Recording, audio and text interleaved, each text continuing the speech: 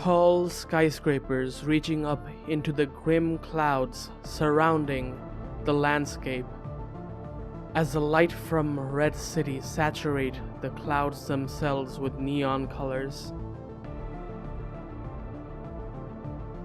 As the life of the city echoes through the air, we see in one of the wings of the Celestial District a very pale man running through an alleyway, clutching into his chest a briefcase. He runs at exceptional speeds, faster than any normal person. Behind him we see giving chase 3 officers, a tabaxi, a Goliath, and a kobold. The man runs up to what seems to be a dead end with a chain fence. He throws the briefcase up as he jumps with inhuman force, catching the briefcase from the air as he lands on the other end. He continues to run through the alley as he looks back to see the tabaxi jumping from one building wall to another, leaping over the fence. He runs faster and steps out into the main street as he is surrounded by neon lights and signs and mega screens displaying ads. In front of him, a sea of people that he blends into. No sooner had he done so, the officers finally exit the alley, losing their target amongst the crowds. We then find the person near a very quiet part of the area, making his way to a nightclub. But before he can reach, he is knocked out. He later finds himself in the back of a van, tied up and gagged, as we shift our attention to a small group of people with seemingly harmless intentions approaching a cafe before pulling out their weapons and shooting up the insides, killing several people before vanishing in a cloud of smoke.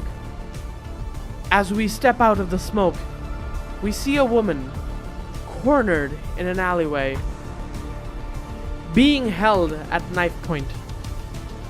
She seems to be afraid for her life, until suddenly her eyes glow red, her teeth grow larger, and the alley goes completely dark.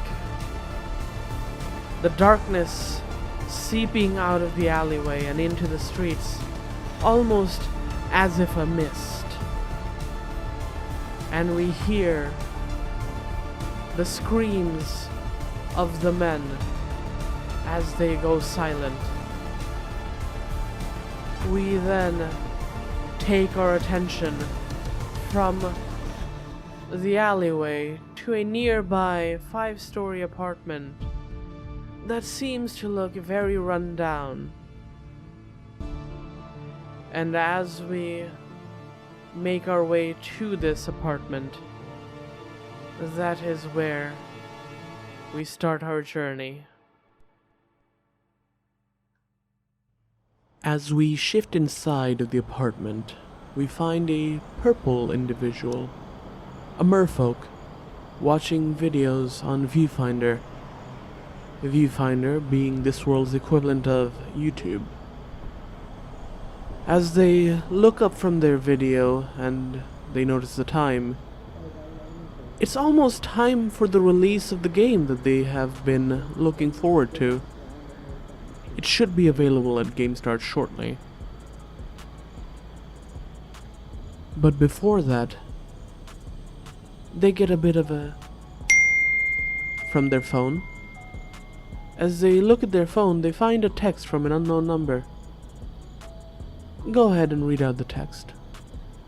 You have been summoned to the Rusty Caravan for a business proposition of sorts.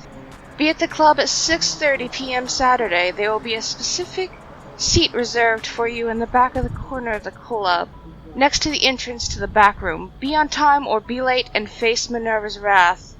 Up to you. What's that even supposed to mean?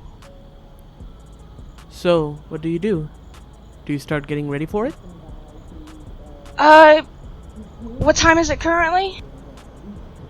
Currently it's 5 p.m. You have about an hour. You could make it to the game store and there if you want to go to the game store first. Or you can just go to the nightclub.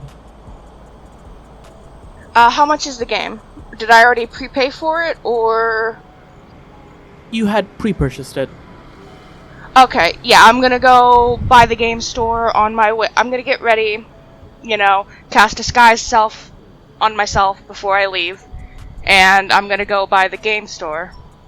So, you cast Disguise Self.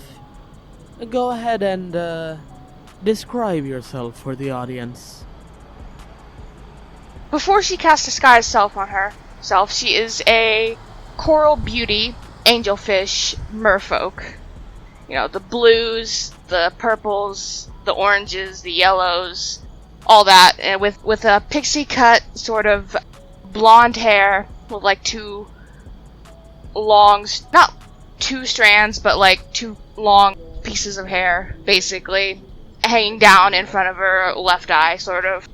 As she casts Disguise Self on herself, she turns into a pale-skinned human, basically, with the same hairstyle, but blue. These intense purplish blue eyes. And she's wearing basically like a off-the-shoulder type of cropped band tee that comes just about mid-waist, a little higher than that. And underneath that, she has a black tank top with like spaghetti straps and a pair of like mid-thigh length shorts, as well as a pair of large goth boots, black. They've got the silver chains all over them with like red straps around the boots, and a pair of basically fishnet gloves that are fingerless. So, you cast Disguise Self and don a human persona.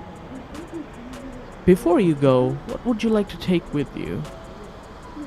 Of course, I would grab a backpack probably, so I can have everything I need. Definitely would not bring.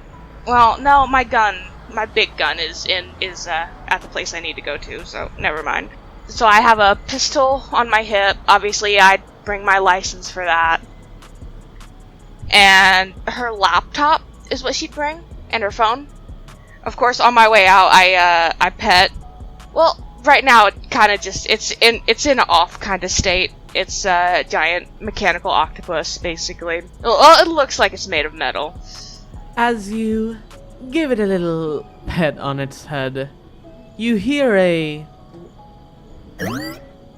coming from it, which is odd, since it is turned off at the moment. You think it could just be your imagination playing tricks on you.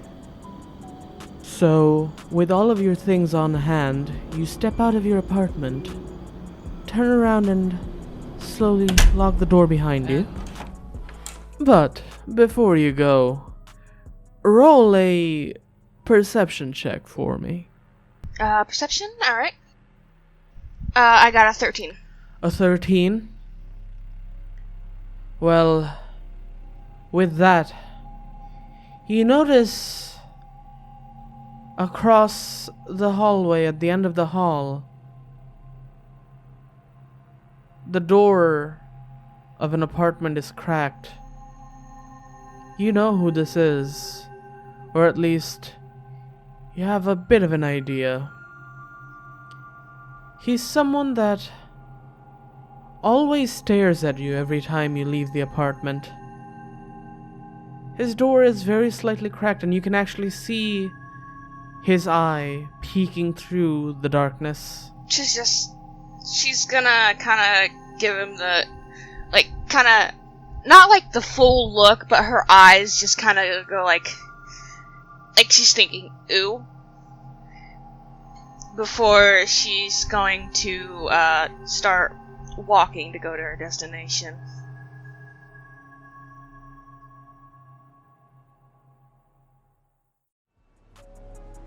You step out of the apartment complex and begin to walk out. The neighborhood you live in isn't the richest by any means. You see a lot of people on the streets, some walking back home from work, but the majority is currently going to work, since the people work the night shifts more than the day shift. There's a decent bit of traffic on the road as well. You also see some cars parked around as well. One of the cars in particular seems to be getting towed away. And there's a very scrawny looking human man, who is probably the owner of the car, you can assume. He seems like he's about to cry. He looks like he's having one of those days. His glasses are broken, his shirt has mud on it, his hair is all kinds of messed up. You continue on your route before you enter the livelier area, with a lot of music that can be heard outside, and lots of signs. You can see some people on the side of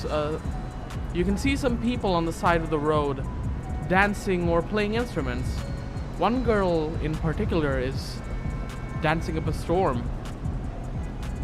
You eventually pass the nightclub that you were supposed to go to, as you see a woman that you have seen around plenty of times in the nightclub, but never really asked for her name. Enter the nightclub.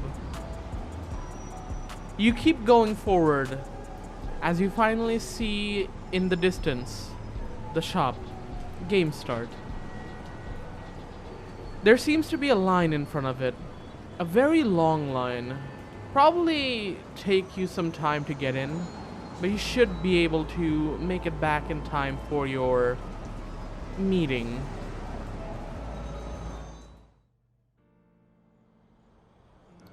Meanwhile, on the other side of the city, half an hour earlier, we see a human woman in a very flowery outfit standing in front of what looks like a makeshift viewfinder studio, saying goodbye to her audience, right after which she ends her live stream.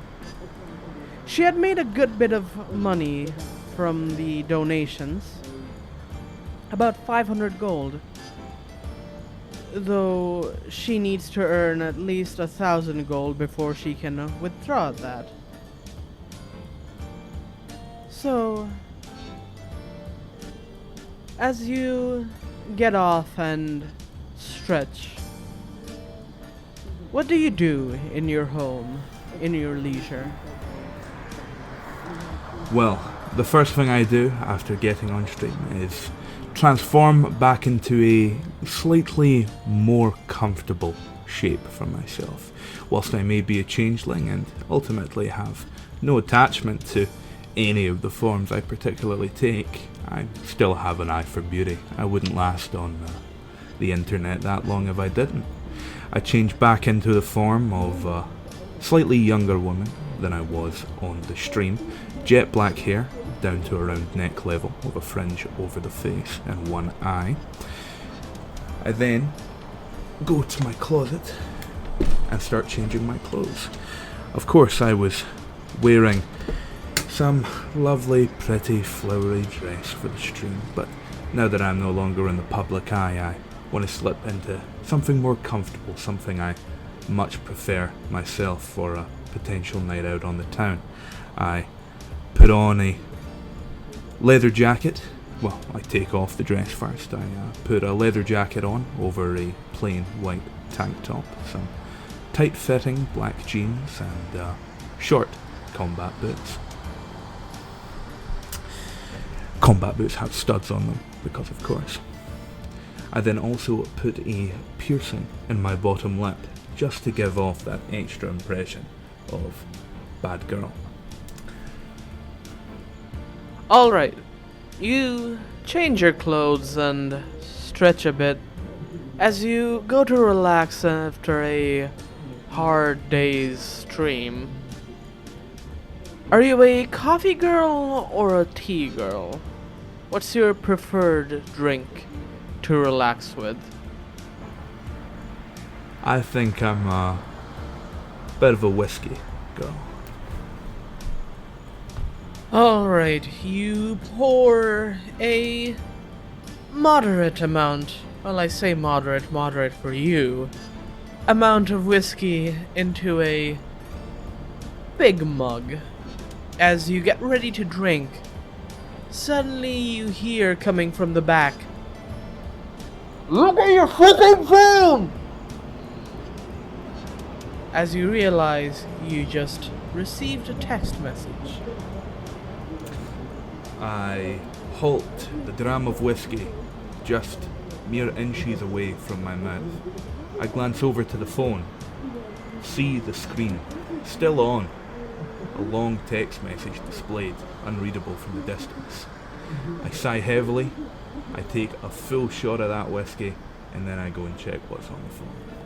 You go and check your phone and you see a text message, the same text message that Avalon had received prior, though you don't know that this message was sent to anyone else.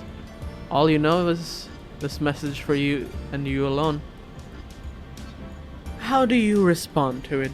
Do you reply to the message or simply comply?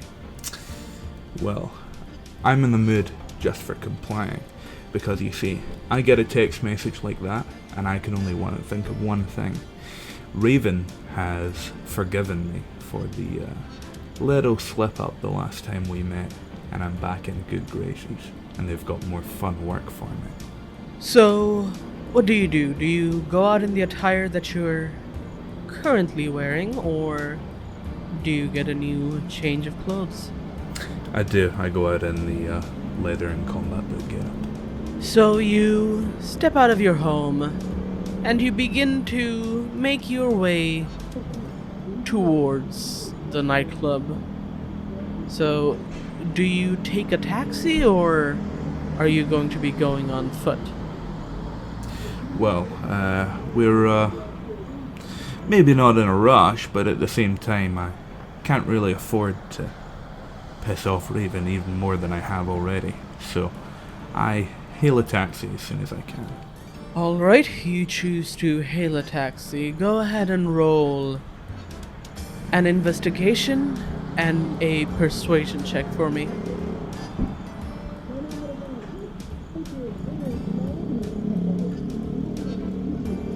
Alright, that's a 13 in investigation. So, with that, you see 4 taxis going by, and only one of them seems to be empty. How would you like to hail the taxi with your 26 in persuasion? So, is the taxi like driving by or is it parked? It is driving by, so how do you get its attention? A vehicle going by at that speed, the only thing I can do is, of course, stick out my hand and hope for the best, making sure to, of course, show my good side while I'm doing it. Your good side is a bit too good, as you hear the sounds of tires screeching, as you notice there's a bit of a skid mark on the floor with how quickly he stopped the car. You see inside what appears to be an elephant man, a Luxodon, a bright pink Luxodon. Oh, hello miss, where would you like to go? Well, hey there, Luxodon, right? I need to get downtown real fast. I've got a real emergency meeting with some high-end people. Don't really want to disappoint them, but I don't have any money on me. Oh, I see, I can't really, take you for free. He is blushing at the moment. He's heavily blushing. He's a pink elephant who is now beet red, as he tries his best to not stare at your breasts. Well, Mr. Luxodon, what if I told you it wouldn't be entirely for free? He blinks many a times in rapid succession. Go ahead and roll a persuasion check with advantage. Well then, a natural 20 on my end. He looks at you for a moment before he looks down at his hand, and you see on his finger there seems to be a wedding band on there. As he, from here on out, ceases eye contact with you as he continues to look at his finger.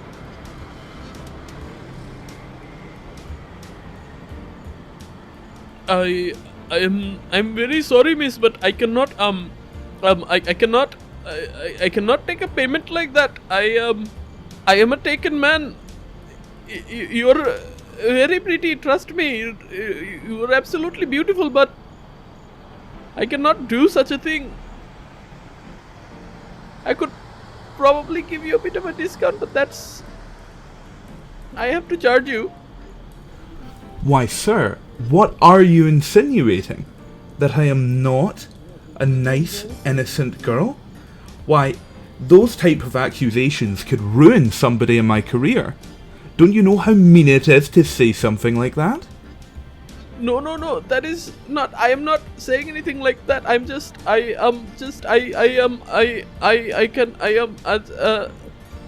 go roll a persuasion check again. Straight this time. I see an 11, and oh boy, he he did not roll good.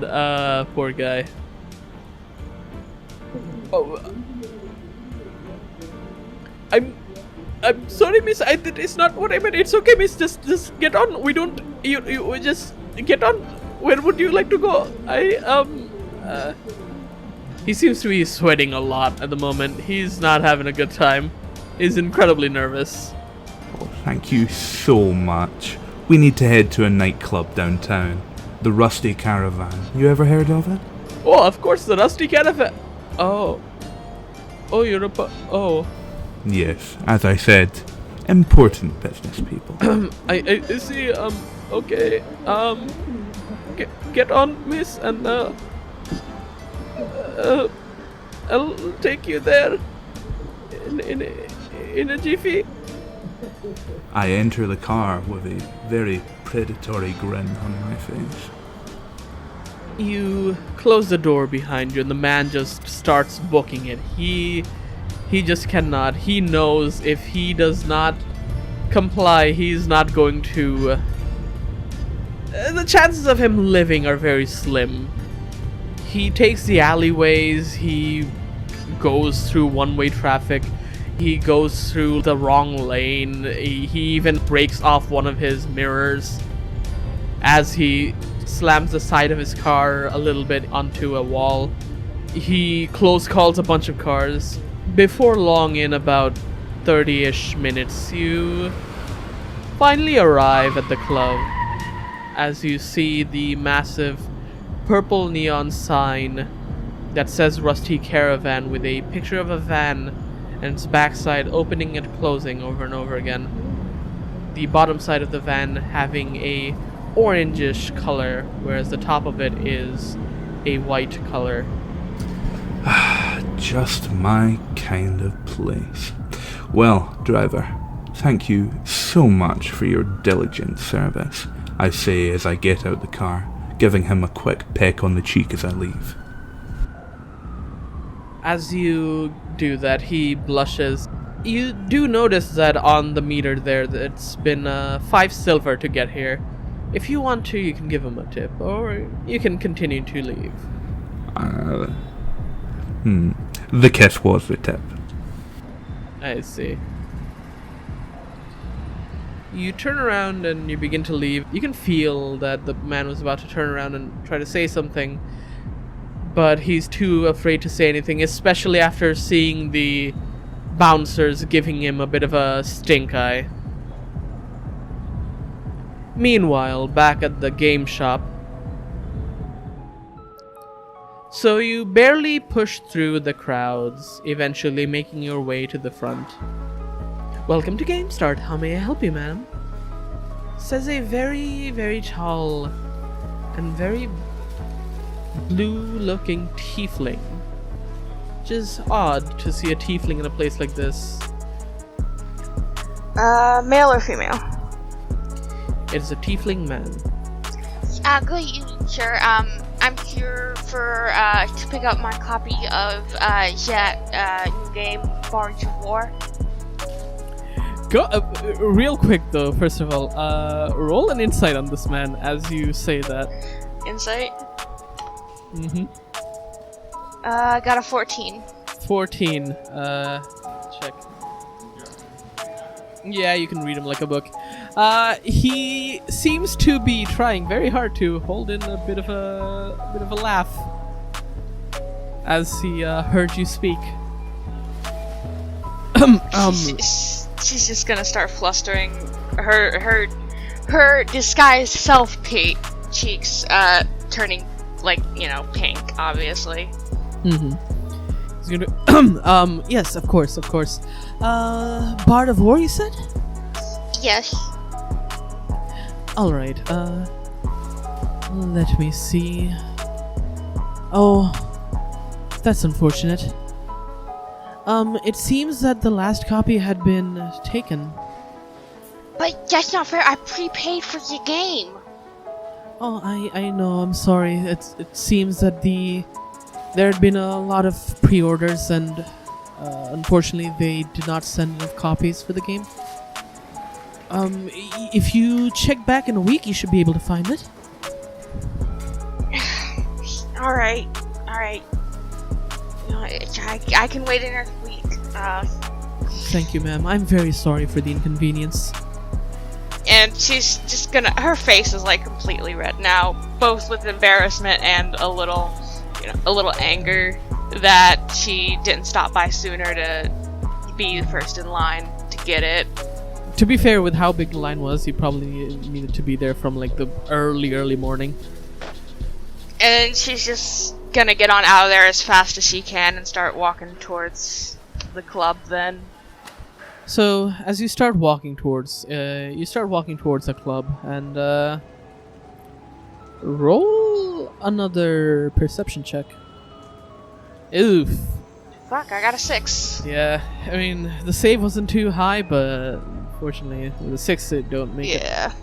Everything seems somewhat normal to you, as normal as it's always been.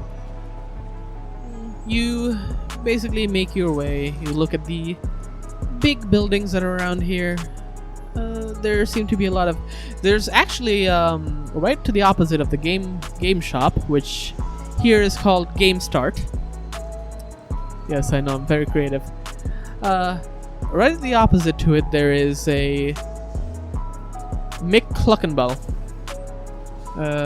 So, you know, if you wanted to get a quick something to, like a little something to eat, you can always stop by there. Or you can keep going. And other than that, a few buildings down, there's also a very, very nice cafe. And on the opposite end of the cafe, there's a very small, like, mom and pop shop. And they seem to be not doing so well lately. You have a feeling that they might start going out of business soon if they keep having the dry spell that they're having. She thinks that's very unfortunate because that used to be one of her favorite cafes to go to. If she has any spare money, she usually goes there. So, yeah, you see on the inside, you see a very elderly woman, and you see her kind of notice you, and she gives you the biggest smile and gives you a wave. She's going to wave back. You know her, she's the owner of the shop. And yeah. Do I know her name? her name is Evelyn. Evelyn Bonray. So you get past it, and there's an intersection at the end of the road, and you take a left and you head straight for about 15-ish minutes till you reach the nightclub. The nightclub is a little bit more a little bit further inwards. and you make your way in. As you're going in, go ahead and roll. I mean, never mind. You don't have to roll for this. Fuck it. You see there is a kind of a taxi parked not near in front of the nightclub itself, but like a lot further outside. There seems to be a Luxodon inside, and he does not seem to be having a good time. He's hyperventilating, he seems to be on the phone talking to someone, and he seems to be yelling, but you can't really hear because the windows are up. And he's sweating a lot.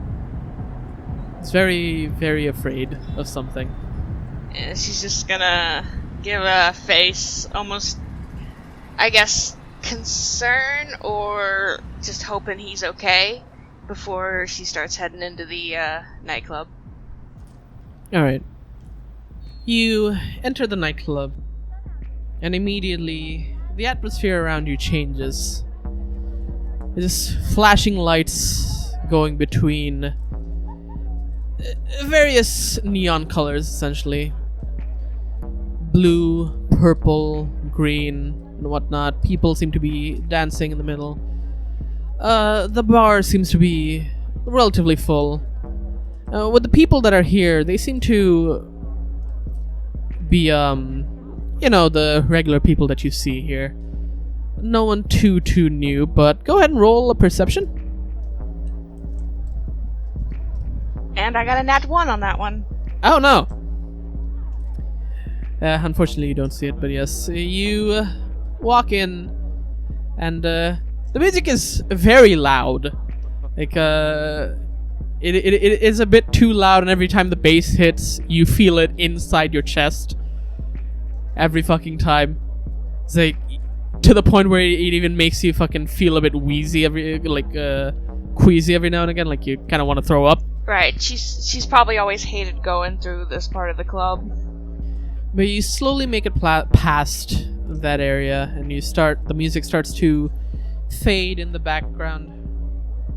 As you walk forward, you see in the distance where you're supposed to be seated. And you see currently sitting there a woman.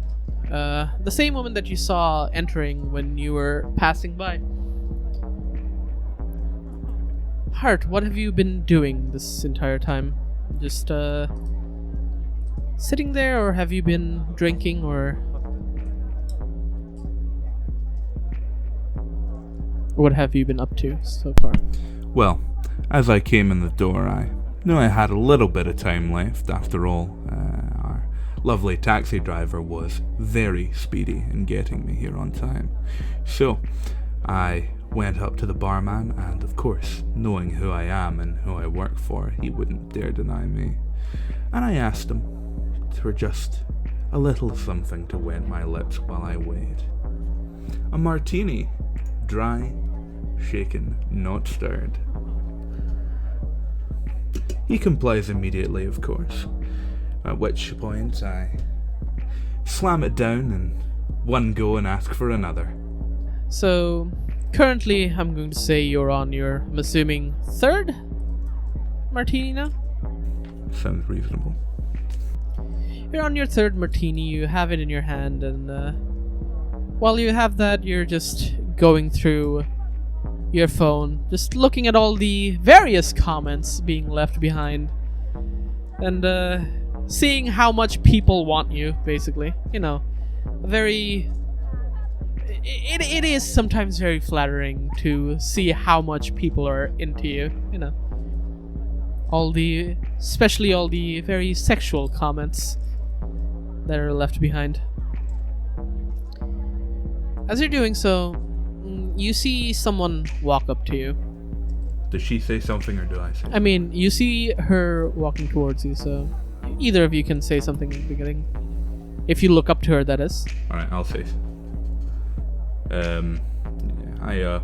I look up and see a girl coming my way, to which I put my phone down, grab my martini, and lean back in a very relaxed fashion in the booth, as it's very obvious she's coming straight for me. When she gets here, I lean forward a little bit and I tell her, "What's a girl like you doing in a place like this?"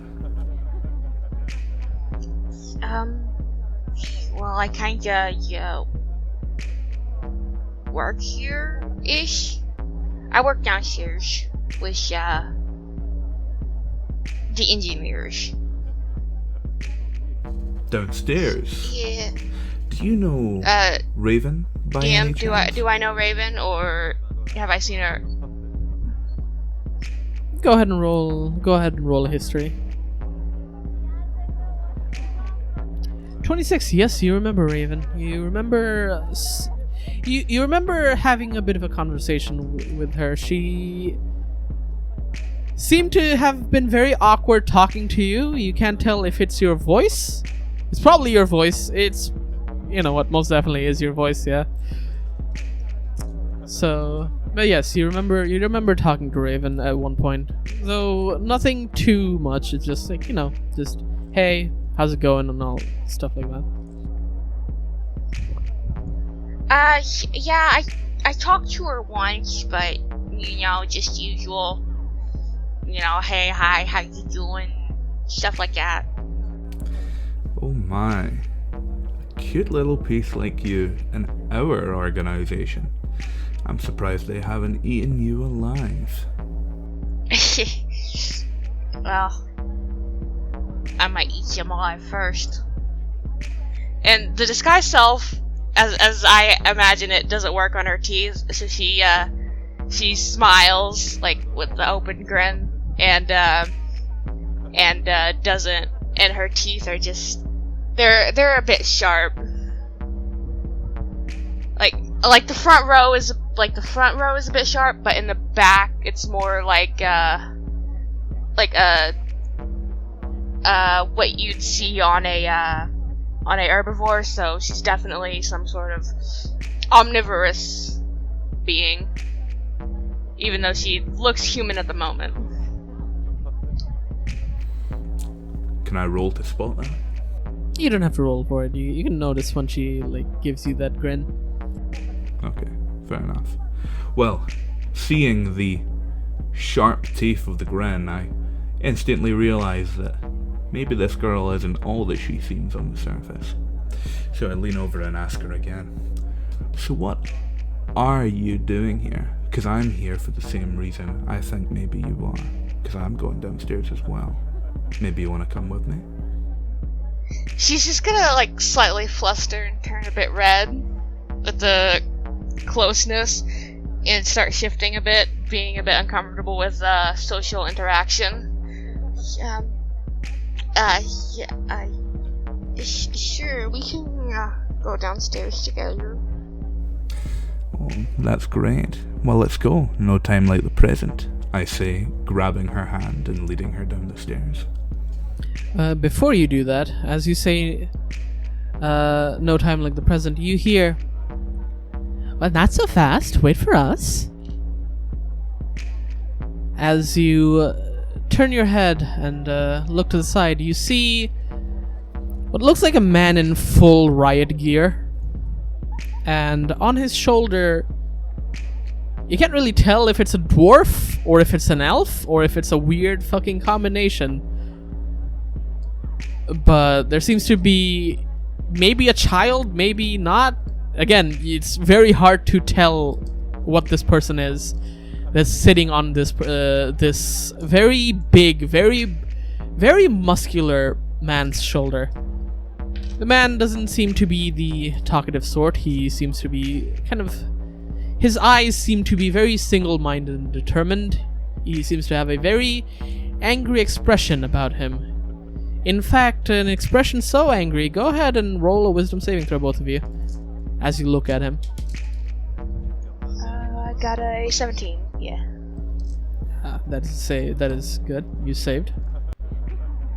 Ooh, unfortunately, a 12 doesn't save, so... Heart, you feel this chill run up your spine as you look at this man. Basically, his eyes look like he's staring into your soul, essentially. And he feels very unsettling to you. Not just in his visage, but just him in general. He seems to be the kind of man who probably wouldn't give two fucks about tearing you limb from limb and then beating the fuck out of you with your limbs.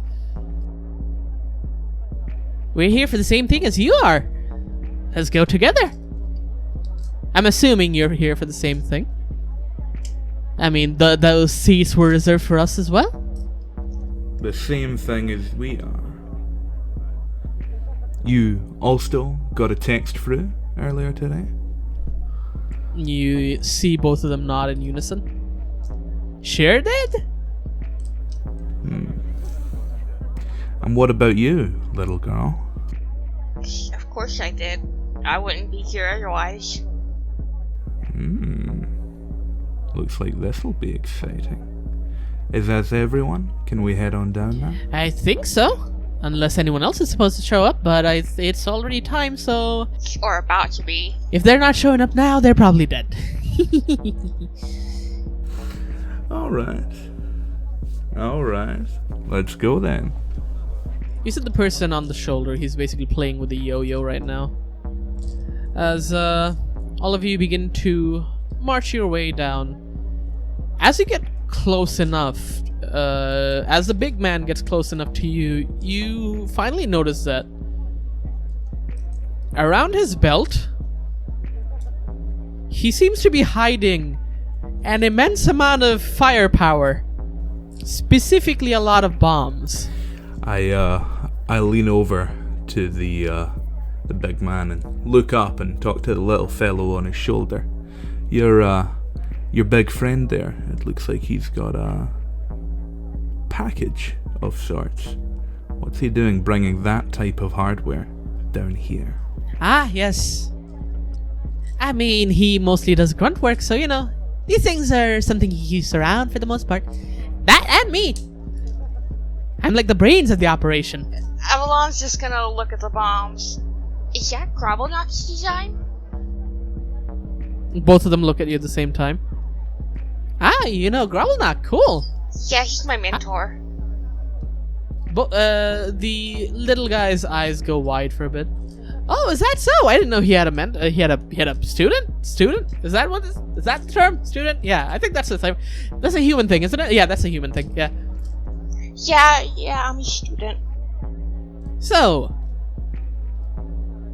how is he as a teacher? I know he's a lot, really angry all the time. He's grumpy, but you know he means well. This one time he threw a wrench at me, but then the big guy caught it and then ate it. Yeah, sounds like him. Sounds like he'd do something like that, so... Yeah. Okay, let's go. He seems to be very excited.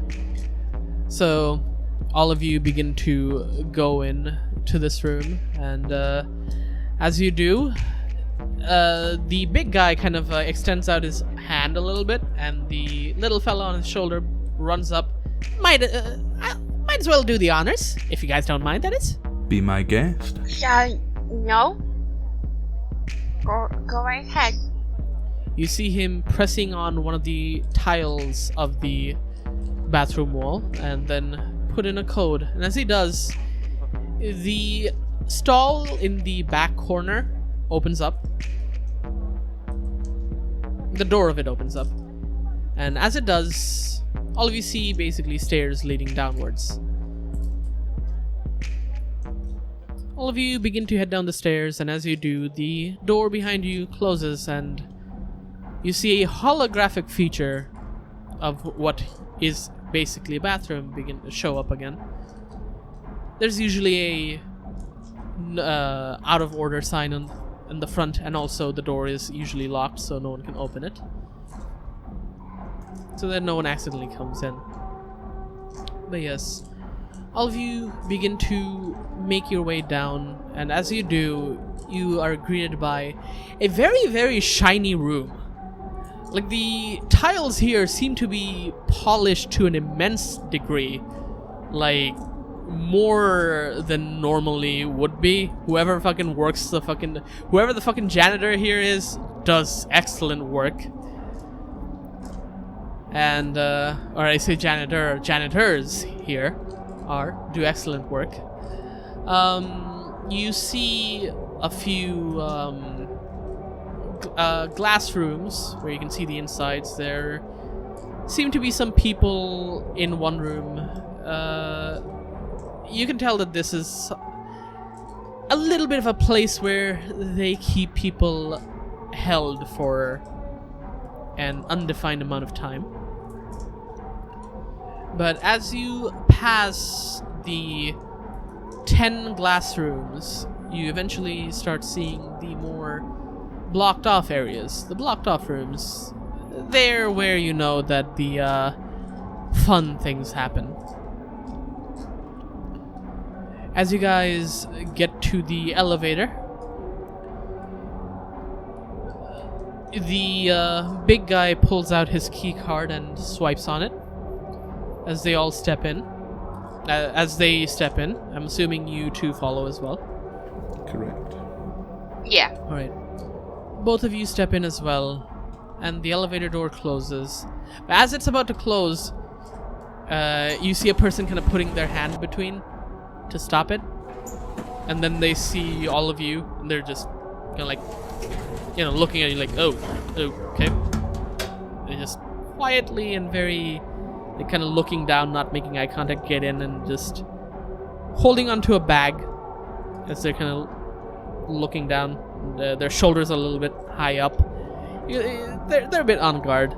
Not too comfortable around you, or people for that matter, from the looks of it. You guys can have a conversation if you'd like in the meantime.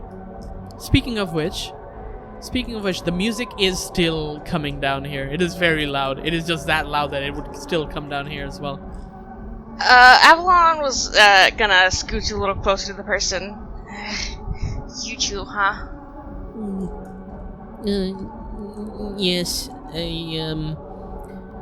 not too comfortable around people, you see. He adjusts his glasses. Yes, me either. People emotions are weird. I'd rather stay with computers. I know, right? It's so weird. Yes.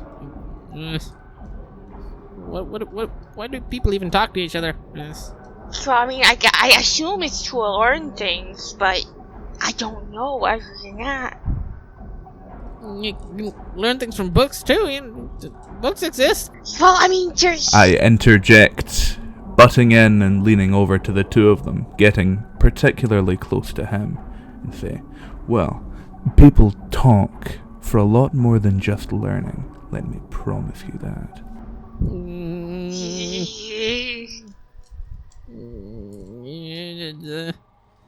Okay, but it's.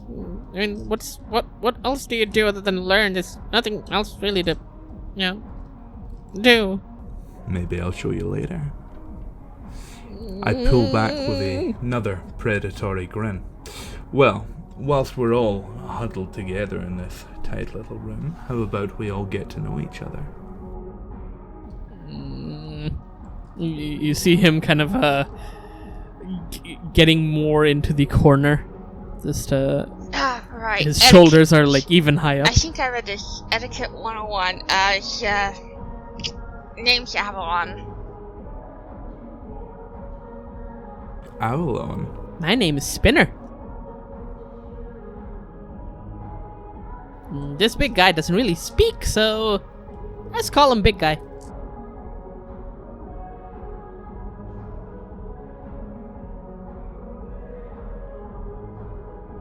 Nice to meet you, Hart.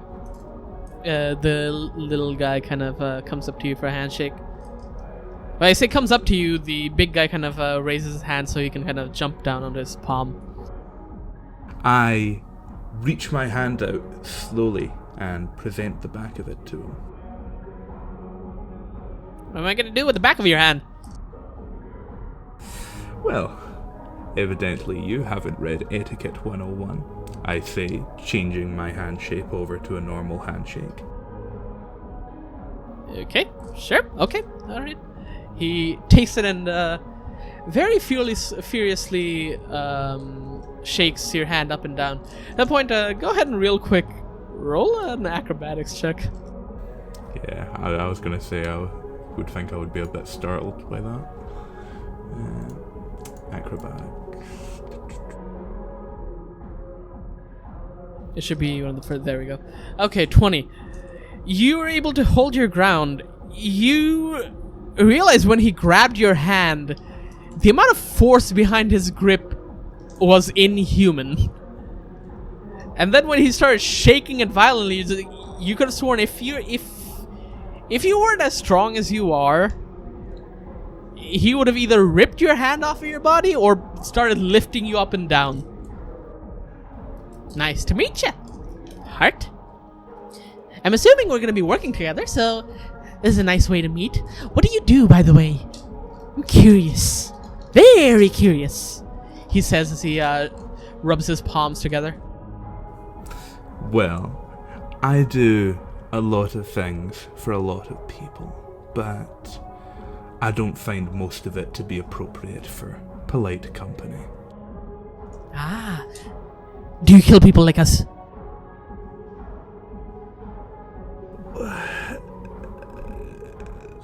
Me, sometimes. I have. I wouldn't say I particularly enjoy it or do it often. Oh.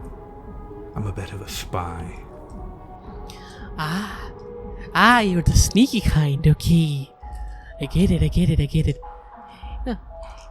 You know, what I enjoy more is like, going up close and like, using this. He whips out his yo-yo immediately and he begins to kind of spin it around. And as you see it spinning around, go ahead and roll a perception check.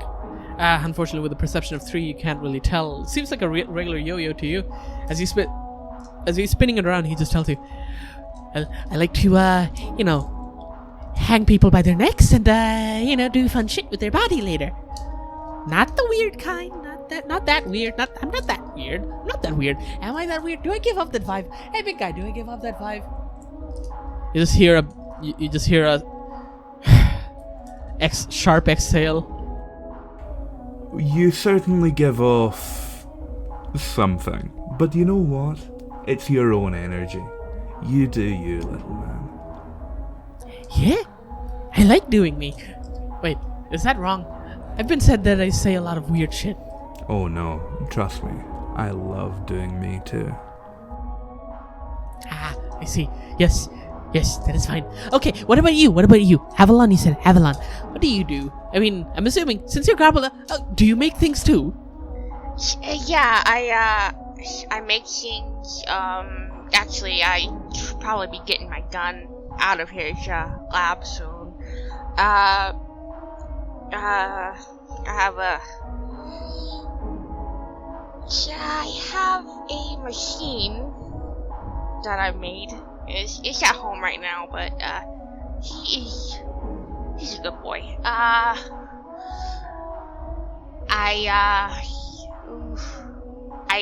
I'm good with computers. I can hack if that's needed. Oh, you're a hacker. You're one of those. Oh, that is interesting. Oh, I wonder if you can hack big guy's things. The big guy kind of just looks at him weird and then looks at you and like basically you can tell from his expression is like, you better not. I probably could, but I don't want to get on his bad side. Yeah, that sounds like a good idea. He has a bit of a mean streak. The last guy that got on his nerves. Well, let me show you. He pulls out what basically is a bag, a small bag, and he opens it, and he puts his hand in, and you see his hand go all the way, like all the way to his shoulder. His hand goes in. The bag isn't that big. It's like up to maybe his elbow at most. So yeah, he dives his hand, and as it went in, he then pulls out his hand to show you something a little bit unsettling. Roll medicine with advantage. You, Avalon, specifically. You don't have to roll it because you wouldn't really know. I mean, it looks like an average thing to you. I'll say what it is in a moment. A 17, yes, you can tell.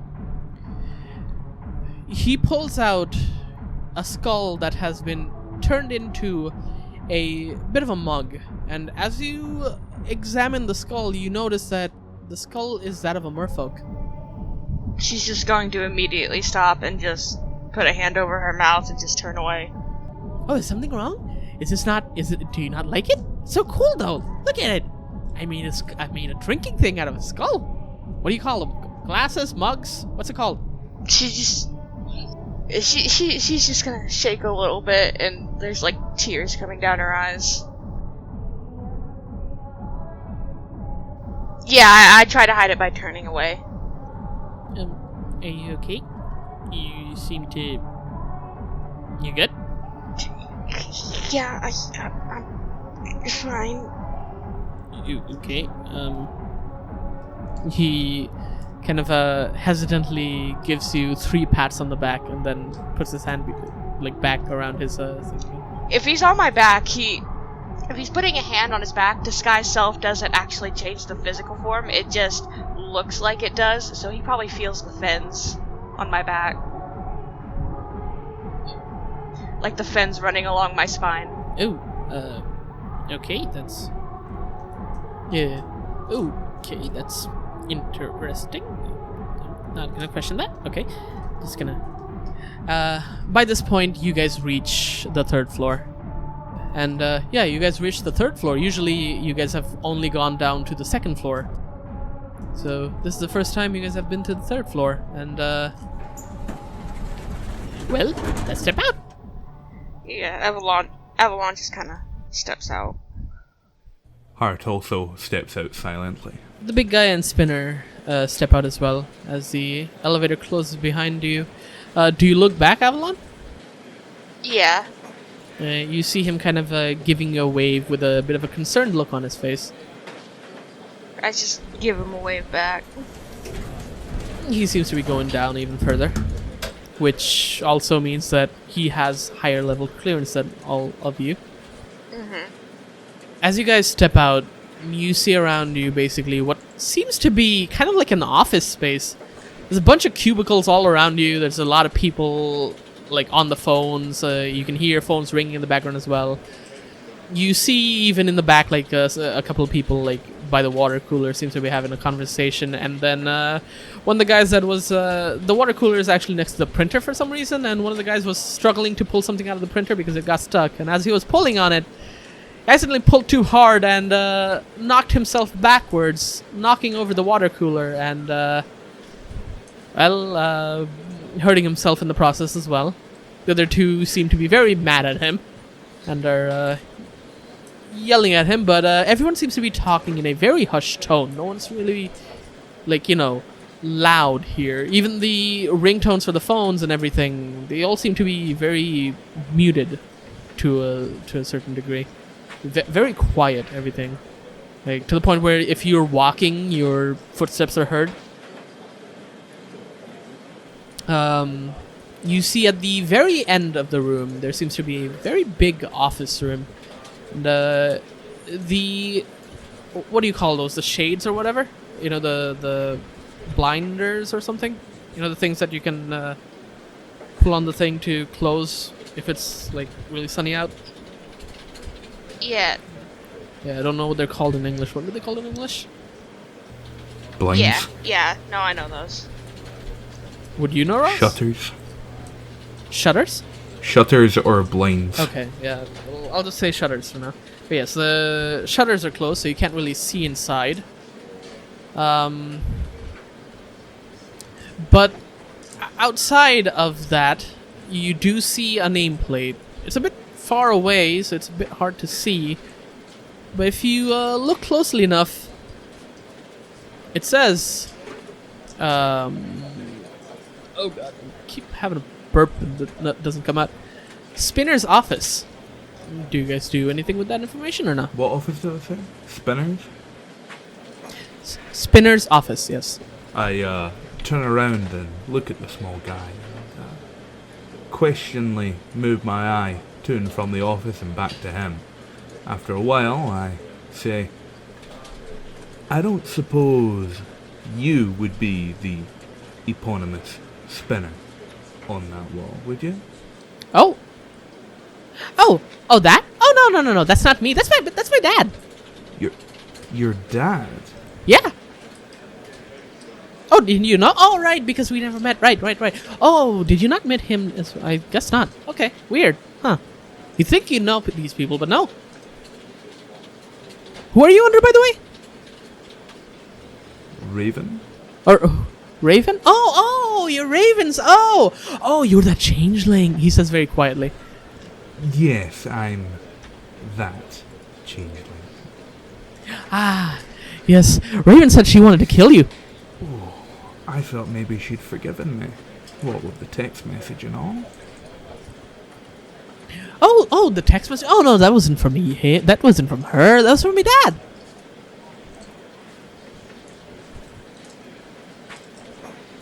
Yeah, he wanted us all here. I mean, he even sent me the text, and it's a bit of a threatening text, to be honest. But I think he just accidentally just hit send all because dads, they're weird. Right. I really need to teach him how to text. Well, I suppose we shouldn't keep the big man waiting then.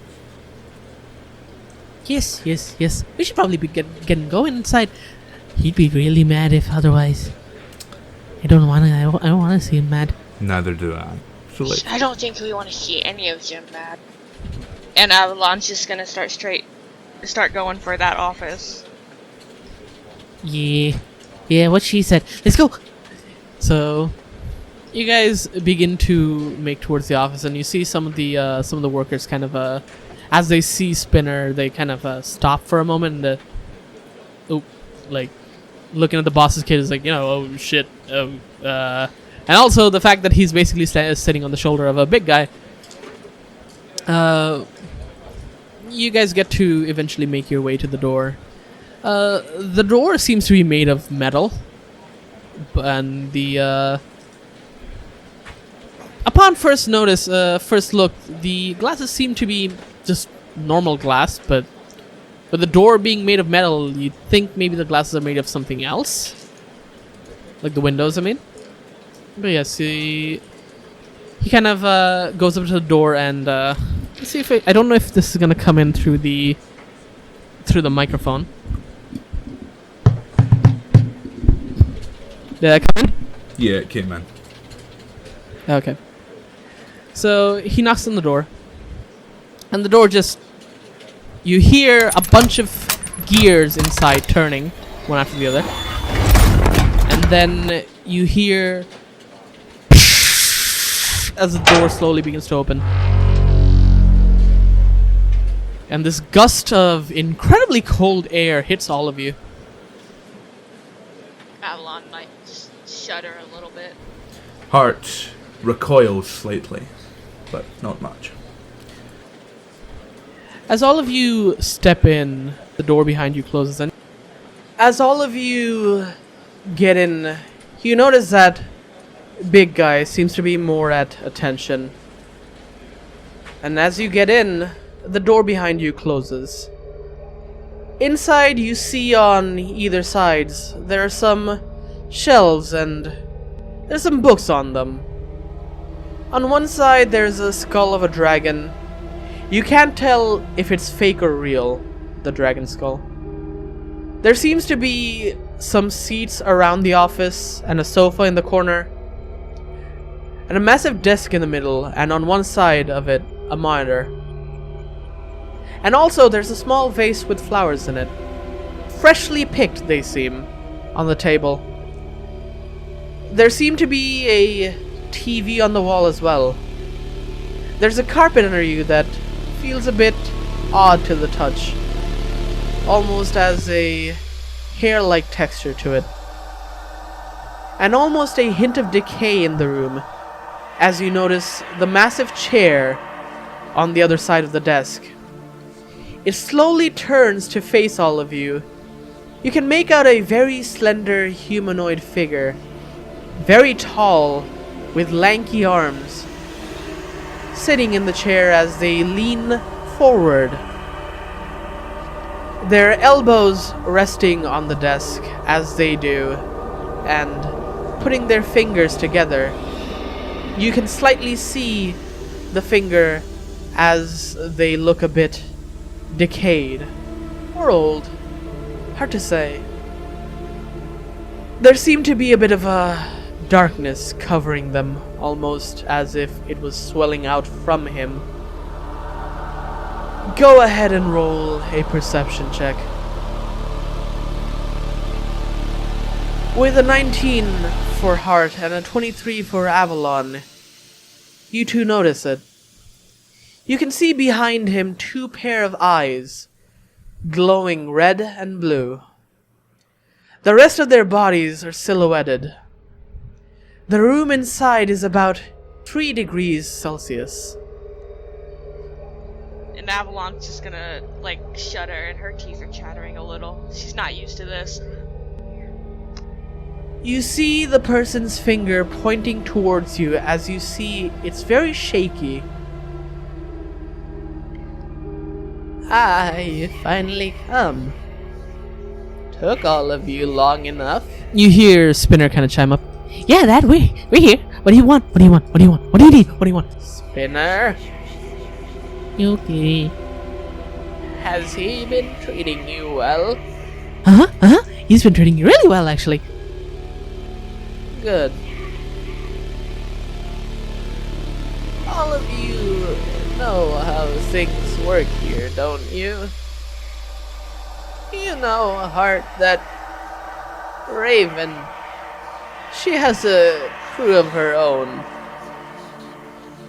And Avalon, you've seen Asmodeus' crew, haven't you? Yes, sir. If I remember correctly, he has quite a few. Also, my dears, you don't have to keep your disguise here. Neither of you do. Avalon's gonna nod. Right. Okay. Well, you see, I happen to feel a little bit more comfortable in another person's skin. I'm not too much of a fan of how I look naturally. That's what makeup's for. You should really learn to embrace your changeling self. It's a bit of a proud, if not obscure, heritage. After this, Avalon's just gonna snap her fingers and make her disguised self go away. I look around, see Avalon is now revealed, and sigh lightly. Well, I guess there's no point in holding out myself then, I say, transforming back into my natural form. How does your natural form look like? Okay. So, transforming back, my body shape doesn't change as I still have to fit the clothes that I'm currently in.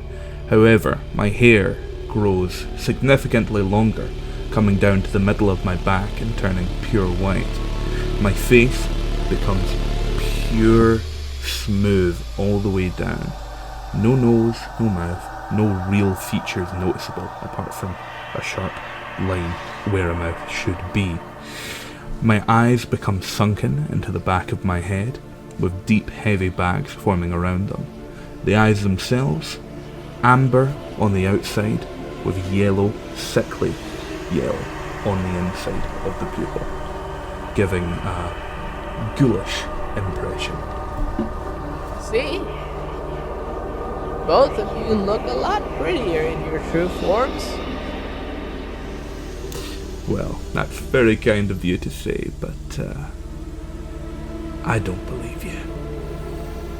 Oh my, is that so? He says as he flicks a finger and the chairs align in front of him, one next to the other. Take a seat, all of you. Even you, big guy. Big guy's chair is comically smaller than him because of his size. Avalon takes a seat. I also take the preferred seat. So all of you sit down. So here's the thing. I've been wanting to make a crew of my own ever since the last one. You don't have to worry about them. They're none of your concern. But I do need a new crew. And I do have a new job for all of you. And trust me, the pay raise is more than adequate. You're getting a promotion after all. I know you're already interested, Spinner. You don't have to answer me. You see, Spinner was about to say something, but he stops. Well, I can't speak for anybody else, but I certainly would enjoy a bit of a pay rise. There we go. There's an opportunity seeker. He gives finger guns, by the way. Very shakily.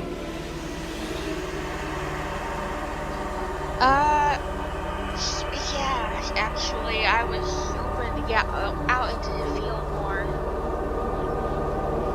That's good. I thought I had to use a little bit of force. But that's fine. And when he says force, the flowers on his desk wither and decay. Well, would all of you like to learn of your first mission? I'm sure we would. Yeah. I'm assuming most of you don't keep up with newspapers these days. You youth with your internet and all.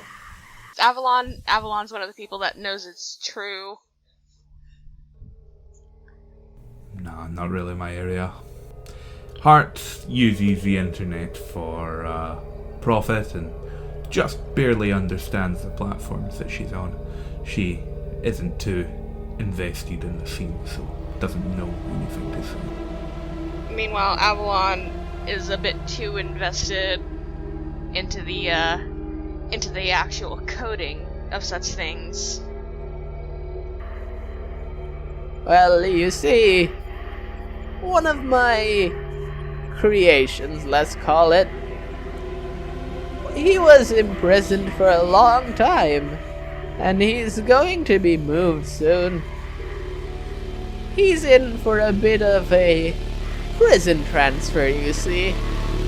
And well, I was wondering, what an amazing time to gather a few people to go get my fancy little gadget back for me. Would you be up for the task? Well, I'm up for anything, but I do need to know, how much of a pay rise are we talking here? Well, finish this job with not too much of a hassle, and you're looking at about 30 times what you make a day currently. Though, try to keep the casualties to a minimum. Because the more casualties, the more palms we need to grease. And the more money we have to spend, that gets taken away from your pay. Oh my. Okay. Well, I'm in. Now that is what I like to hear. What about you, Miss Avalon? Yeah, I believe I can do some things. I can be helpful. Okay. I know you can, dear. That's exactly why I brought you here. Your hacking skills are very, very interesting. In fact, I was going to approach you before good old Asmodeus got in the way. Yeah, he definitely seems like he go-getter type. He's something, all right. If you want to, you can roll a perception to see what he just said. 21. That motherfucker. Avalon's just gonna kind of snicker a little bit. I'm assuming you'd like the information.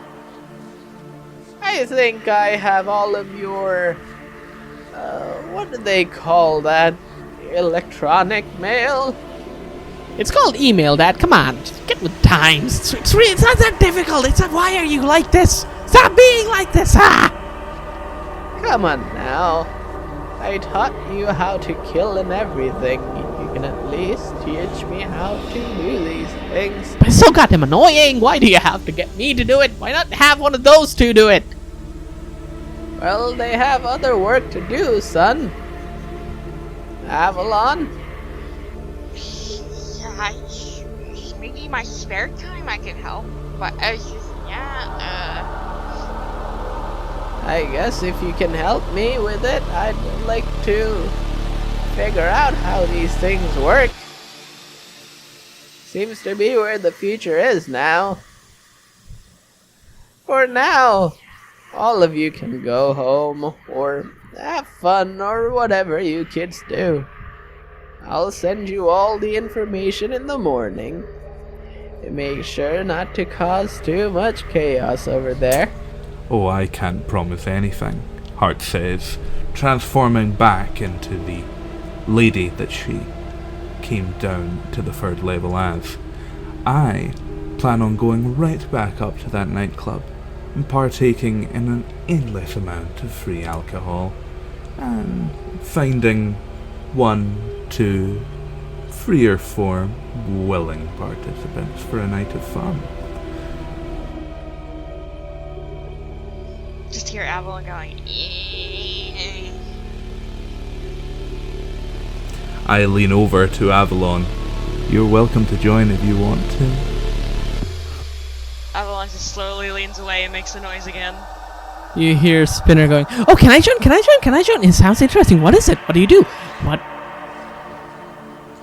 are we in for? Do we get to kill people?" I slowly turn around and look at the little man jumping around in his barely sized chair for him. It's the type of fun that I don't think you'll be interested in, I'm afraid. Aww. But I like fun. Fun's so fun. Isn't it fun? Isn't fun fun? Avalon isn't fun fun. I don't know about you guys, but it's been a long day. I need to go home and sleep. Alright. You need sleep, right? I forget. Okay. You go do that. I guess I'll, Dad? Can I go and kill some people? Yes, son. Only if you don't make too much of a mess. Don't want to have the jockstrap incident again. Okay.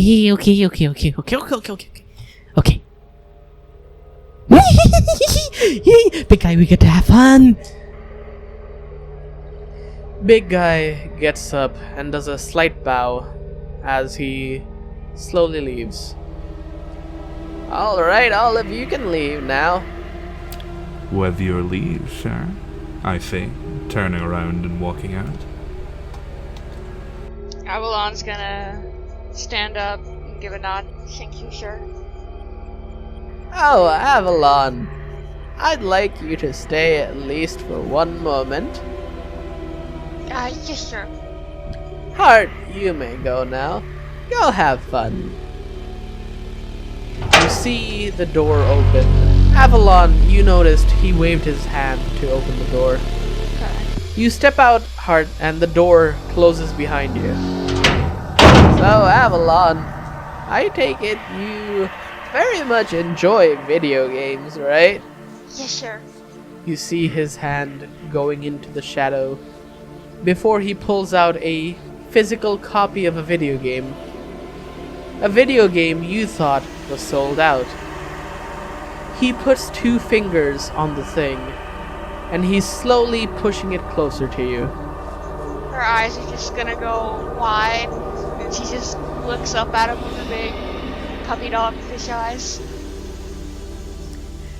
Now remember, this is an investment. As long as you don't ask too many questions or go around snooping in places you shouldn't online. Yes, sir.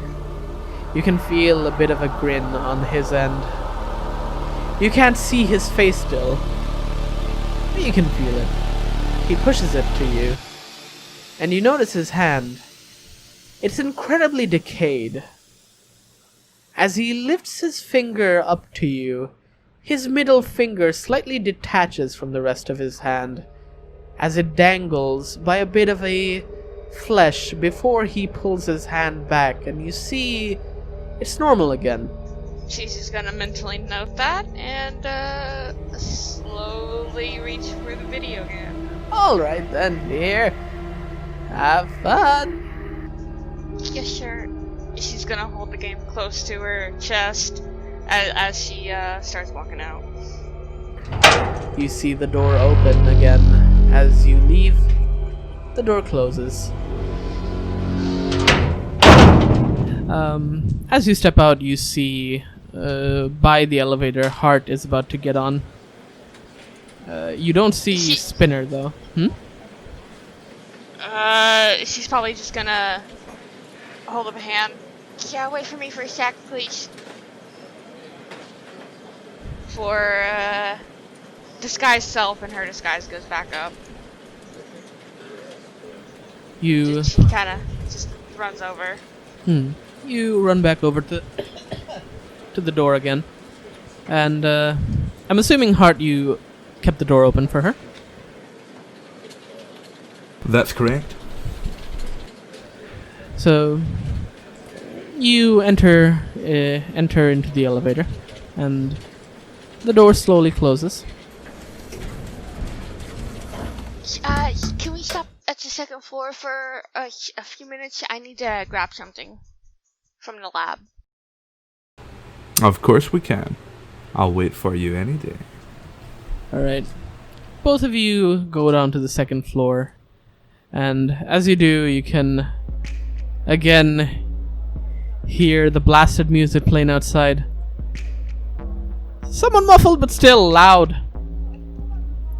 As the door ding, opens, you step out, and you hear, Avalon, a massive explosion again. Yeah! I fucking damn it! Not again! You hear coming from the inside. She's just gonna wander in closer, and there's probably railing somewhere. She's just gonna look over it. You okay, sir? He turns around, and his hairs are singed off. His eyebrows are not there anymore. He is incredibly angry, and his entire face has gone black with soot. Do I look okay? The answer is no. Now get down here and help me. Ah, shit. Alright, she's just gonna look back at Hart. 1 second. And she just goes down. Hart, you can hear the yelling from over there.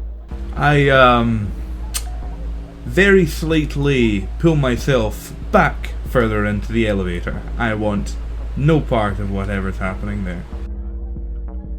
Alright. So you go down to Grovelnock, I'm assuming. Yeah, I go down and grovel out.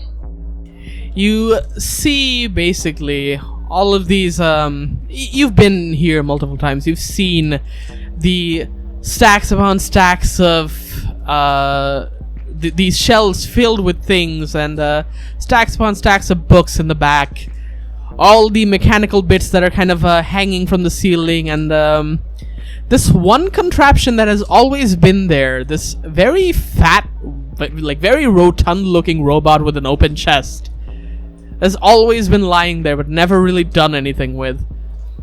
You see where he's working on currently. He seems to be trying to seems to be making what looks like, from the schematics that are next to it, you can see is basically a gun, but with the impact force of a cannon in it. like a very powerful cannon. Not like the ones that you use currently. No, it's a Right. The impact force on it is a lot greater, and the entire thing, the size of it in the blueprints looks like it's supposed to fit in the palm of your hand, and there seems to be an odd kind of spring-like mechanism that probably shoots the gun outside into your hand. So it's probably something to literally keep up your sleeve. As you look at the schematic, and it has blown up in his face. Very, very badly. How many times is that now? 10. I'm telling you, sir, this is a cursed...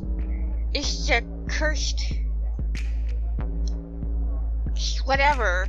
It's cursed. The whole thing is just cursed. Listen! The process... Listen, we're going to make this work if it's the last thing I do!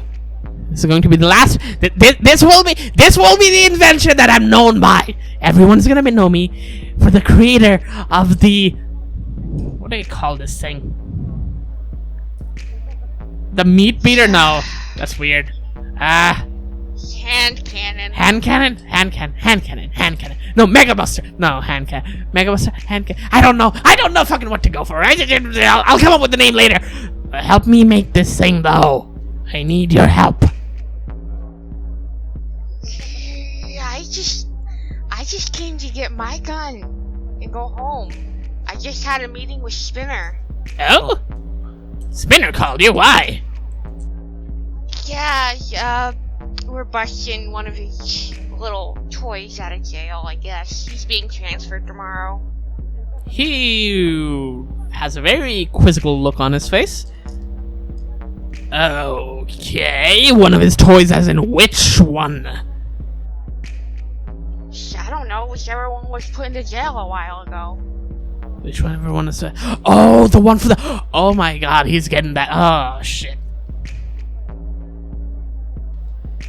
Oh boy, he's gonna do that again, isn't he? God fucking damn it, that guy. You know, for an old man, he's a bit... reckless sometimes. Yeah, same could be said about other people, and she just stares directly at him. I know, right? People are weird. People are really weird.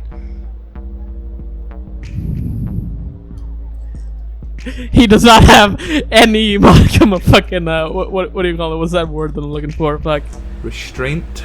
I mean, restraint is one of them, but no, it's, self... She's just gonna yes. pull her hand up to her head, just cover her face and just shake her head. Okay, so...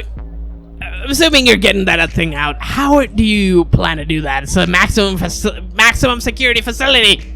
And if he has been being moved, he's gonna have a lot of people with him. Is it just you, or are there other people there too? There's other people. There's his son, a bigger guy, and another woman. Oh, okay. Or thing. It's a changeling or something. I don't know. It's weird. One of those. Okay. I mean, there's 3 here. I don't know which one you're talking about, but yeah, okay, that's good. Well, I mean, good luck, I guess. I don't really... You might need some, I guess if you need any backup, just give me a call. Try not to die. Yeah, I'll try not to die. Oh, and also. If I were to put this thing, like, just look at it for a second. If I were to put this, like, this fucking, what do you call it? This bolt. If I were to put this bolt into here, do you think it'll keep it from exploding again? Or is it going to make an even bigger explosion? And if it does make a bigger explosion, is that explosion going to go outwards? Or am I going to blow up again? Okay, what do I roll? Do I just roll an intelligence check? Arcana. Go ahead and roll an Arcana. Since there's no mechanical or anything. 16. It's gonna blow up in his face and in the distance. It's gonna blow everything up again. It's gonna blow up, sir. Bigger. God damn it, not again. Ah! I guess I need some sleep. Probably that's what it is. It's been... Yeah. What time is it? You probably lack of sleep. Yeah. What time is it? I'm just gonna pull out my phone and look at the time. It is 8 p.m. right now. It's 8, sir. 8 p.m. or a.m.? It's PM. Wait, I started at 8 p.m. Is it not been an 8? Oh, wait. What day is it? What day is it? It is currently Saturday, I think. Yeah, I think in the text it probably said what day, so it's Saturday. Yeah, it's Saturday, sir. Oh! I've been here for 2 weeks, right. Yeah, I should probably get some sleep. Yeah, you might need sleep. Yeah. Your brain works better when you sleep. Yeah, I mean, I guess, yeah. Okay. You headed back home? Yeah, sure. I gotta get my gun. Where'd you put my gun? Good question. I'm gonna roll a history check for Oh no. Oh no. Somewhere over. He puts both of his hands, he crosses both of his hands and points in both directions. Somewhere over there.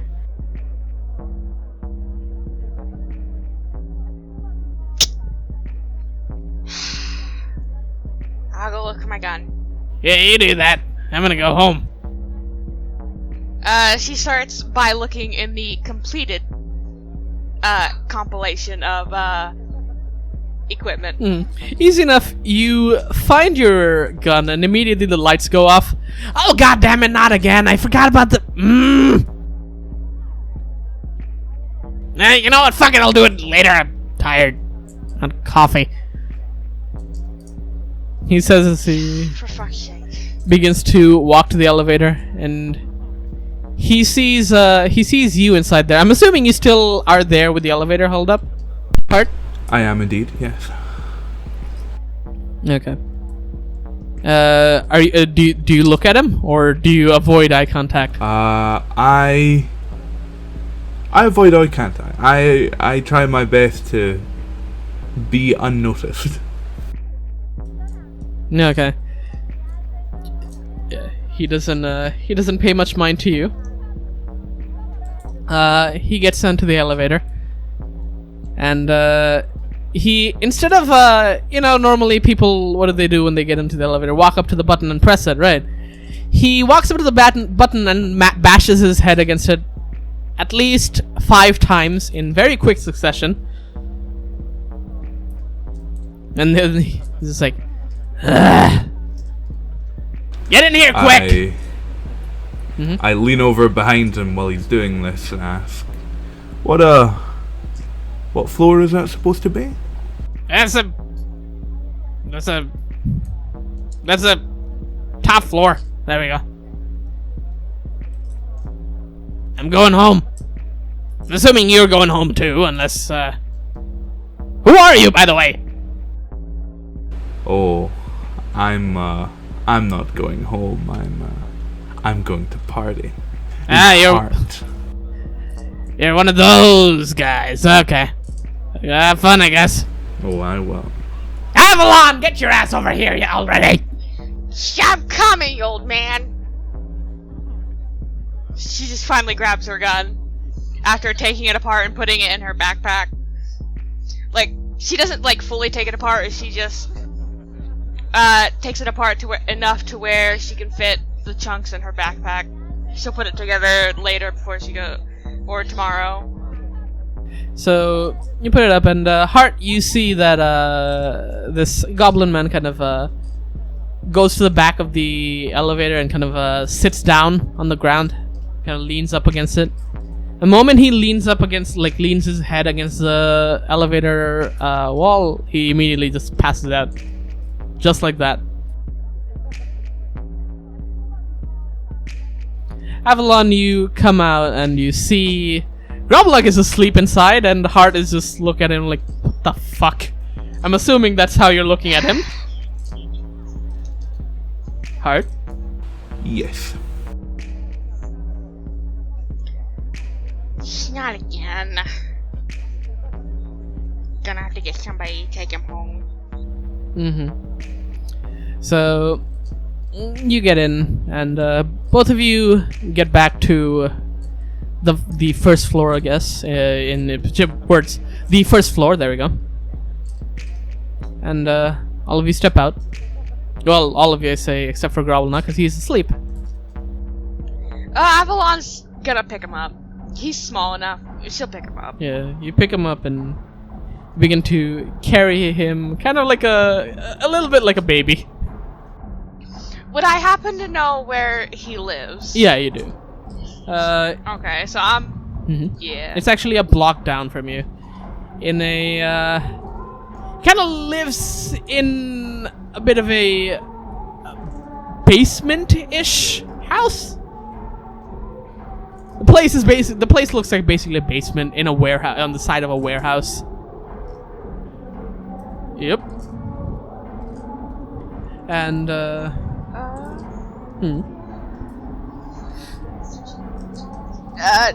was just gonna say I was gonna exit the club and just try to grab a taxi. So I'm not carrying him all the way there. I wave goodbye to her as she exits the club and slink back in for a night of various unmentionable acts. yeah, you slink right back into the club. Go ahead and real quick roll a perception check. Me? No, heart. There you go. Oh no. Well, you don't notice it, but suddenly you find yourself on the ground, tackled down. You fucking asshole, I finally found you. As you get turned around, you see it's Raven, and you're about to get punched in the face. That's when we cut back to Avalon. Avalon, you're out here, you're carrying a goblin. You see, as you step out, you see that taxi that was there before. The elephant man that's inside, he seems to be asleep. That's the only taxi around. Usually around this time, things start to quiet down in terms of like people outside and cars as well. I'm gonna lightly tap on the window of the taxi. Say, yeah, okay. He lowers the window. How may I help you? I need to get someplace. And I'm gonna give him like basically where I live and then where he lives. So I need to take him home and then I need to go home. I can pay. Okay, get in, miss. Alright, I'm gonna set him in the back seat, and I'm also gonna climb in on the other side of the back seat. Right, you two do that, and he kind of, you see him kind of looking through the rearview mirror, and he kind of sees, and he asks, basically, as he's starting the car, he asks you, "Is that your, son?" She's just gonna turn red. No, he's a friend of mine. Mentor, actually. Oh, I see. Okay, usually don't see many tiny folk around here. Alright. Please, put on your seatbelt, miss. We do not want to get pulled over. Yeah, of course. I'm gonna put on my seatbelt. Obviously, Gravelknot's probably fine. He's small. They won't see him. Alright. He begins to drive his car away. Meanwhile, inside the bar, currently, Hart, you have a little bit of a black eye that you're nursing. Raven gave you a hearty punch. She was very pissed off at you. And, I'm assuming you're at the bar again to grab a drink. So she's lit me up, right? Yeah, she basically gave you a really hard punch in the face. You passed out for about 5 minutes, then you woke up again. I see. I look around with Raven anywhere in sight? Unfortunately, no. At the moment, she does not seem to be in sight. I get up and concussedly stumble my way to the bar, where the barman looks at me with no small amount of pity, to which I respond with, "Barman, I'm going to need a very big, very heavy bottle of alcohol." You see this very big Goliath man behind the counter. The last guy that was there has his shift has probably ended, you'd assume, and this man has come. He was usually the more of a what do you call it? Intimidating sorts, just by the look of him. He is very big. He is about like 8.5 feet tall. Bald head, tattoos all over his face. His sleeves are rolled up all the way, and very muscular as well. He's cleaning a glass, and he just looks at you. Raven again? Raven again. You really need to patch things up with her, man. He says as he reaches on the top shelf, which isn't really much of a height for him, and he gives you the biggest bottle of alcohol that he can find. Thanks, barkeep. You know, I have tried patching things up with her numerous times, but she isn't so receptive to that, I'm afraid. Understandable. She is you see a bit of a look in his eye. You can tell that he has been on the receiving end as well. What she is, my barkeep friend, is one hell of a woman. A bit of a bitch, if you ask me, he says under his breath. But I can see what you see in her. Yeah, me.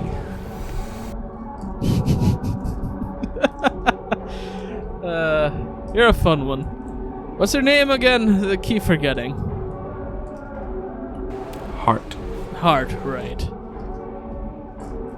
My name is Vrock. That's V-R-O-C-K if you want to try and spell it. Vrock, huh?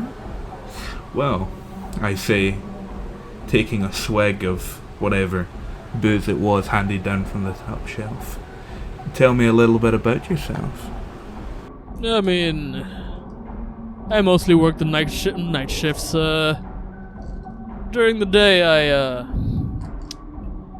help out with the crew, if you know what I mean. What I really want to know, Vrock, is when's your next break?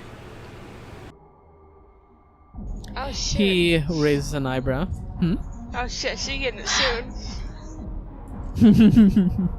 He raises he cocks an eyebrow as he looks at you. Well, that depends. Why do you want to know? Oh, I'm sure a big, strong, smart man like you can figure it out. Kind of leans forward on the counter, his face incredibly close to yours. He is a very big man. His the palm of his hand is bigger than your entire face, and then some. Yes. Well, question is, are you going to be able to handle what you're getting into? Well, Vrock, you don't know that much about me, but I can promise you, I can take any shape, any size. He has a very big grin on his face. Behind the bar, 10 minutes. Oh no. Thanks for the booze, I say, slinking away to my usual table. He gives you a nod as he leans back up, and you can hear cracks. Even with all the fucking sound that is happening here right now, you can hear the cracks as he's stretching and limbering up, I guess you can say. Oh boy, it's gonna be a fucking good one. You go back and you sit back down and you start having your drinks. Or having your drink, I guess. Single bottle, so yeah. And you see this very odd-looking woman kind of walk up to you.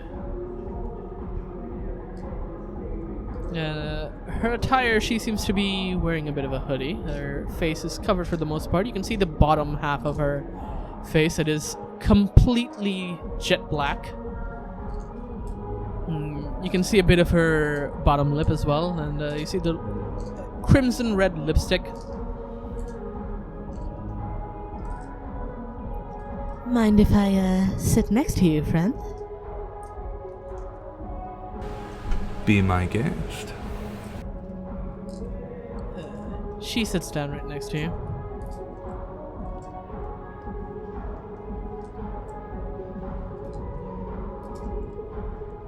Oh, I'm no one special. Just your, average tiefling. A tiefling? Oh. You can see as she says that, you can see, she has her hood on. You can see the points of the horns kind of showing a little bit up from the back. Well, that is interesting. We don't get a lot of you around these parts. Unfortunate for the most part. My kind are a bit more free-spirited, I guess you could say. Well, if there's one thing I like, it's free spirits. Well, and what are you doing here all by yourself? You seem to be a very fine-looking lady. Oh, I'm just counting the minutes second by second. I've got a very important appointment to meet in a little while. I see. Is that a one-on-one appointment, or can more join?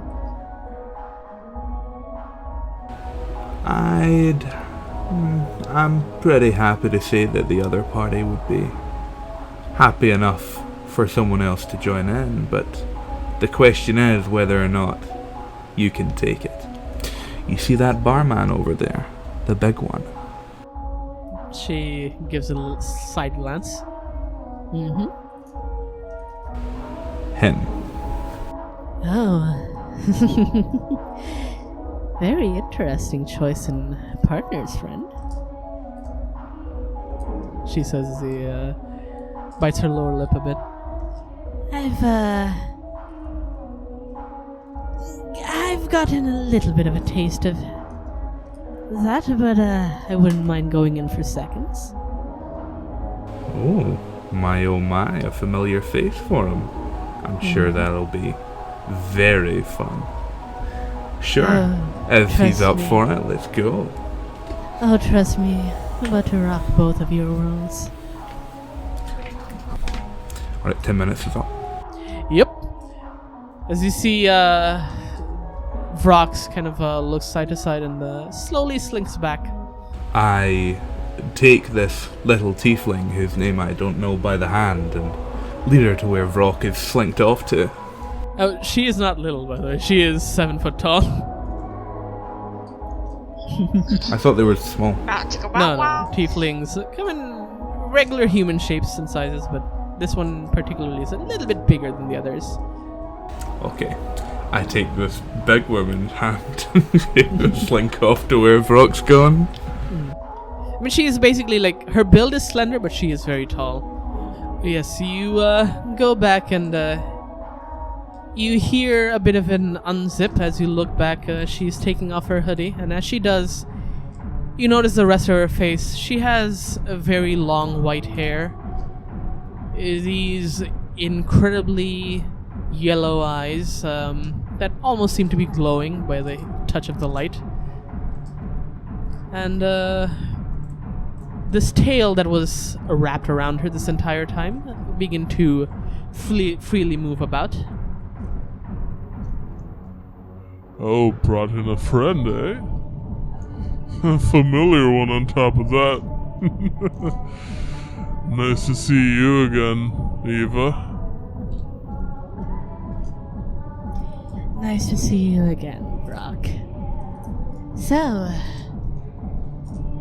what was your name again? Heart.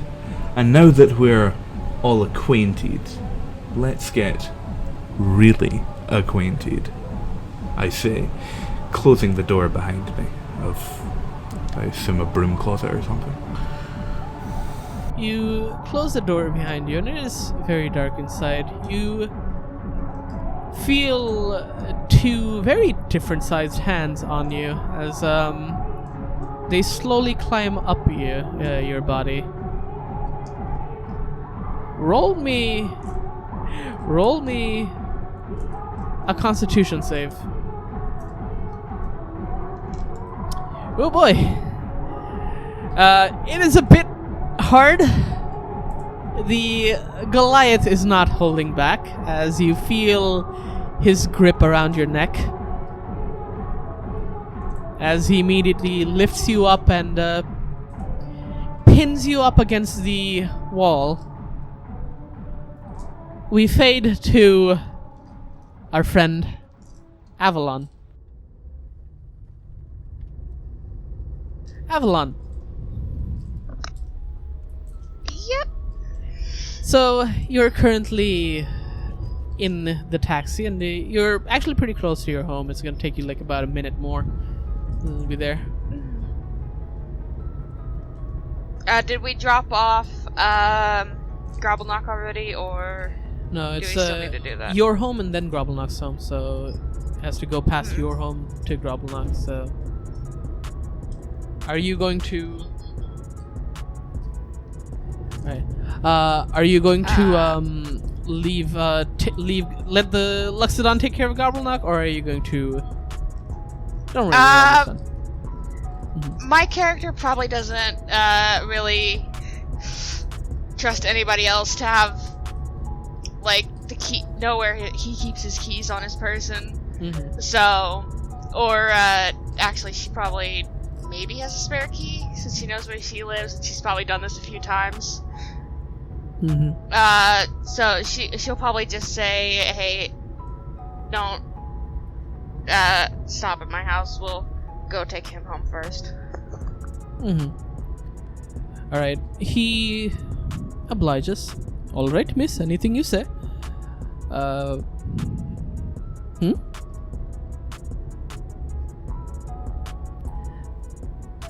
you're perfectly welcome, miss.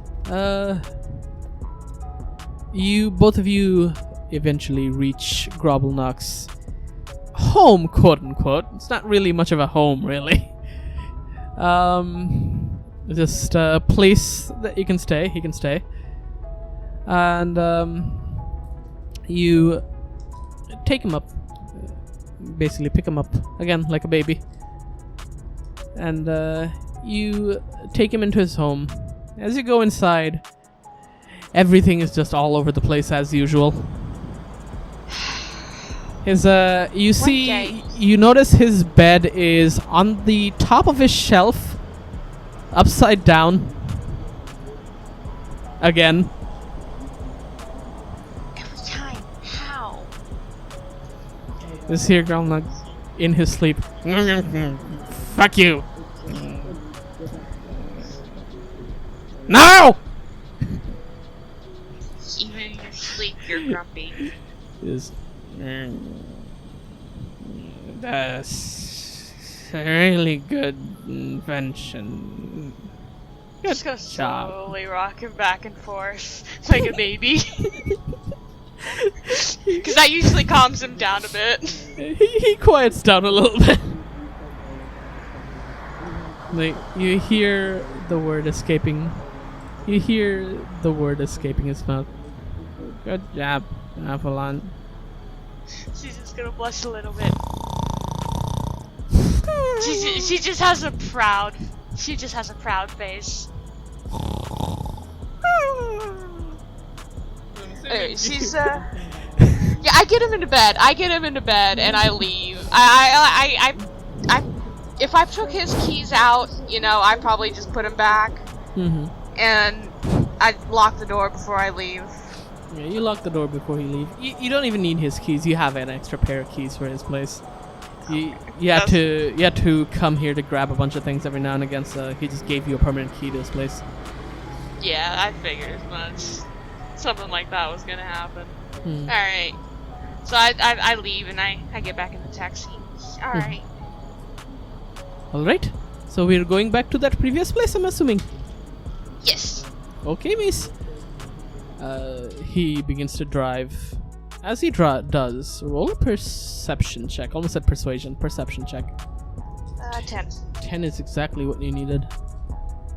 As you're going, you see in the distance a figure, kind of silhouetted.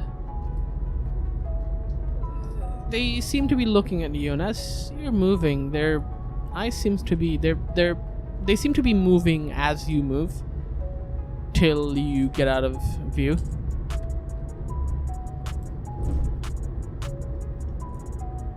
You eventually reach your home and open the door.